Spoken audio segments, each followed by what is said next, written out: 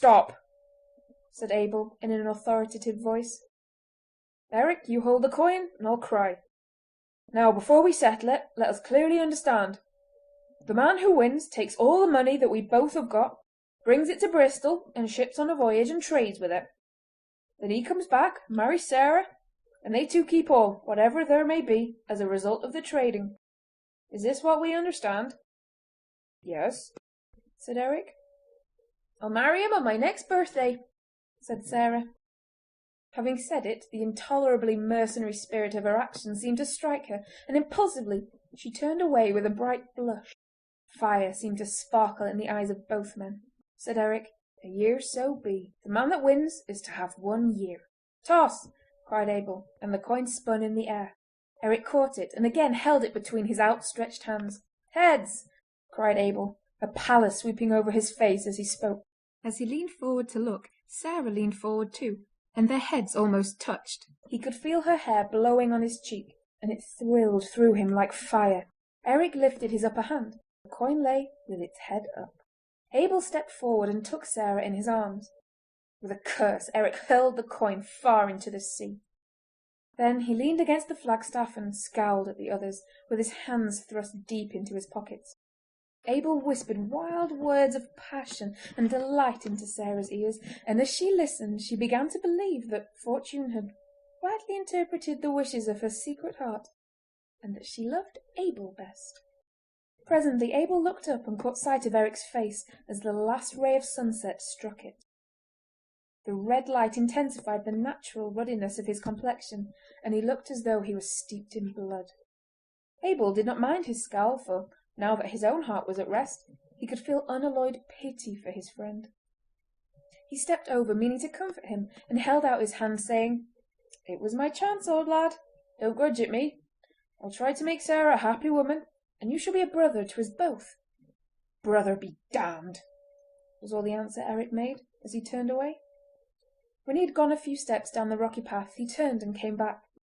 Standing before Abel and Sarah, who had their arms round each other, he said, "You have a year. Make the most of it. And be sure you're in time to claim your wife. Be back to have your banns up in time to be married on the 11th of April.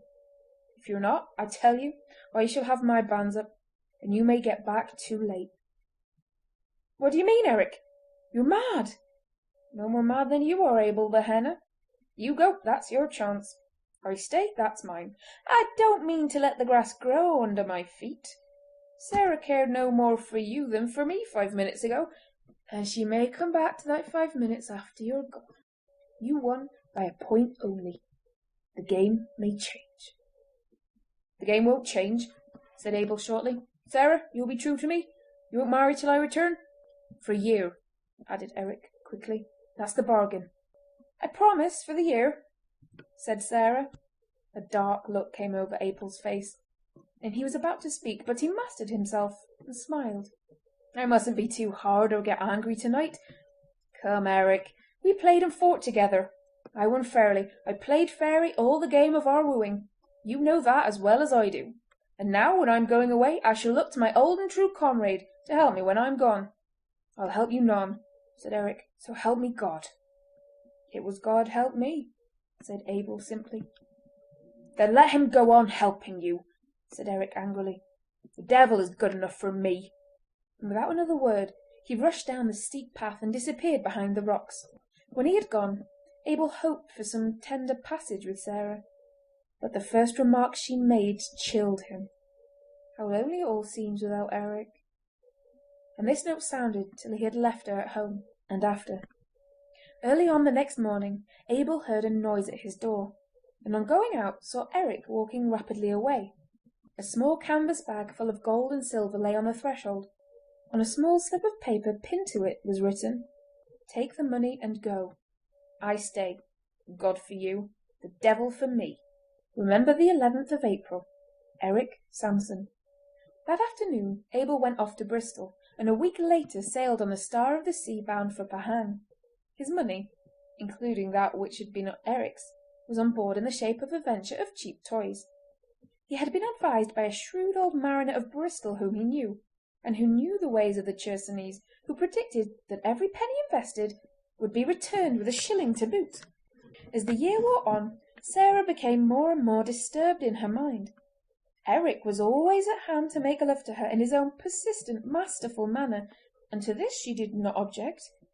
Only one letter came from Abel, to say that his venture had proved successful, and that he had sent some £200 to the bank at Bristol, and was trading with £50 still remaining in goods for China, whither the Star of the Sea was bound, and whence she would return to Bristol. He suggested that Eric's share of the venture should be returned to him with his share of the profits. This proposition was treated with anger by Eric, and as simply childish by Sarah's mother. More than 6 months had since then elapsed, but no other letter had come, and Eric's hopes, which had been dashed down by the letter from Pahang, began to rise again.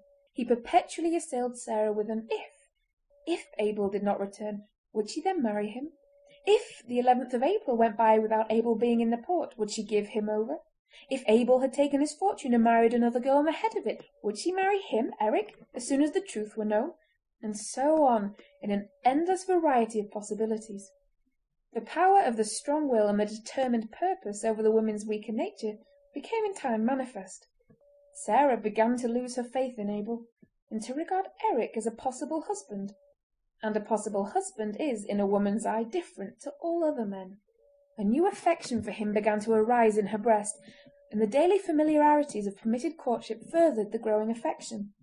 Sarah began to regard Abel as rather a rock in the road of her life, and had it not been for her mother's constantly reminding her of the good fortune already laid by in the Bristol bank, she would have tried to have shut her eyes altogether to the fact of Abel's existence.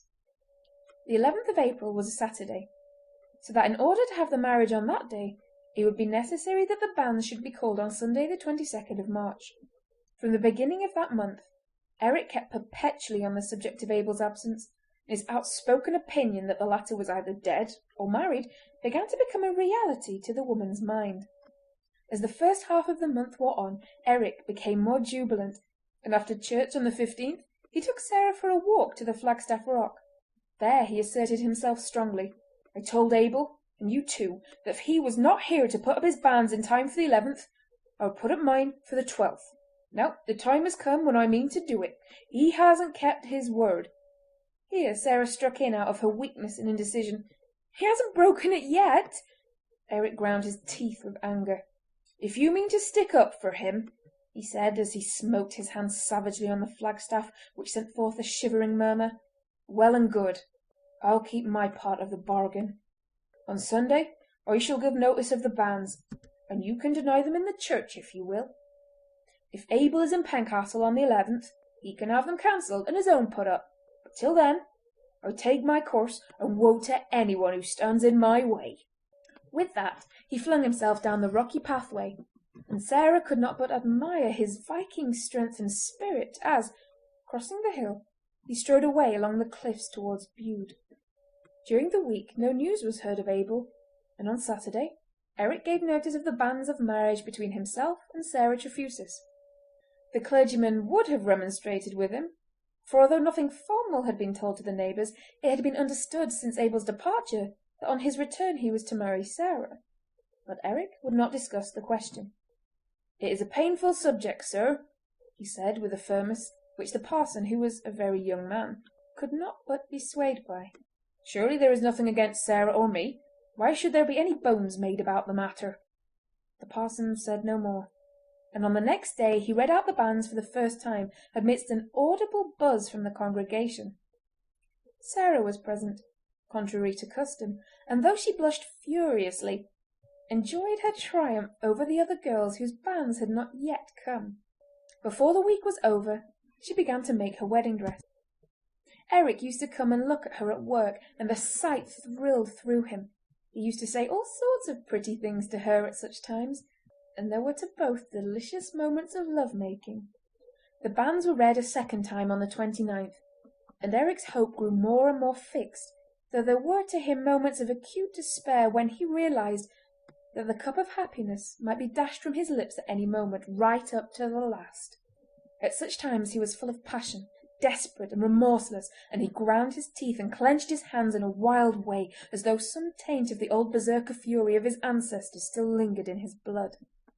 On the Thursday of that week He looked in on Sarah and found her, amid a flood of sunshine, putting finishing touches to her white wedding gown. His own heart was full of gaiety, and the sight of the woman who was so soon to be his own, so occupied, filled him with a joy unspeakable, and he felt faint with languorous ecstasy. Bending over, he kissed Sarah on the mouth, and then whispered in her rosy ear, "Your wedding dress, Sarah, and for me." As he drew back to admire her, she looked up saucily and said to him, "Perhaps not for you. There is more than a week yet for Abel," and then cried out in dismay, for with a wild gesture and a fierce oath Eric dashed out of the house, banging the door behind him. The incident disturbed Sarah more than she could have thought possible, for it awoke all her fears and doubts and indecision afresh. She cried a little, and put by her dress, and to soothe herself went out to sit for a while on the summit of the Flagstaff Rock. When she arrived, she found that there a little group anxiously discussing the weather. The sea was calm and the sun bright, but across the sea were strange lines of darkness and light, and close into shore the rocks were fringed with foam, which spread out in great white curves and circles as the current drifted. The wind had backed, and came in sharp, cold puffs. The blow-hole, which ran under the Flagstaff Rock, from the rocky bay without to the harbour within, was booming at intervals, and the seagulls were screaming ceaselessly as they wheeled about the entrance of the port. "It looks bad," she heard an old fisherman say to the coastguard. "I seen it just like this once before when the East Indiaman Coromandel went to pieces in Desert Bay." Sarah did not wait to hear more. She was of a timid nature where danger was concerned, and could not bear to hear of wrecks and disasters. She went home and resumed the completion of her dress, secretly determined to appease Eric when she should meet him with a sweet apology, and to take the earliest opportunity of being even with him after her marriage. The old fisherman's weather prophecy was justified. That night at dusk a wild storm came on. The sea rose and lashed the western coasts from Skye to Scilly, and left a tale of disaster everywhere. The sailors and fishermen of Pencastle all turned out on the rocks and cliffs and watched eagerly. Presently, by a flash of lightning, a ketch was seen drifting under only a jib about half a mile outside the port. All eyes and all glasses were concentrated on her, waiting for the next flash, and when it came a chorus went up that it was the lovely Alice, trading between Bristol and Penzance, and touching at all the little ports between. "God help them," said the harbour-master, "for nothing in this world can save them when they are between Bude and Tintagel and the wind on shore." The coastguards exerted themselves and, aided by brave hearts and willing hands, they brought the rocket apparatus on to the summit of the Flagstaff Rock. Then they burned blue lights so that those on board might see the harbour opening in case they could make any effort to reach it. They worked gallantly enough on board, but no skill or strength of man could avail. Before many minutes were over, the lovely Alice rushed to her doom on the great island rock that guarded the mouth of the port.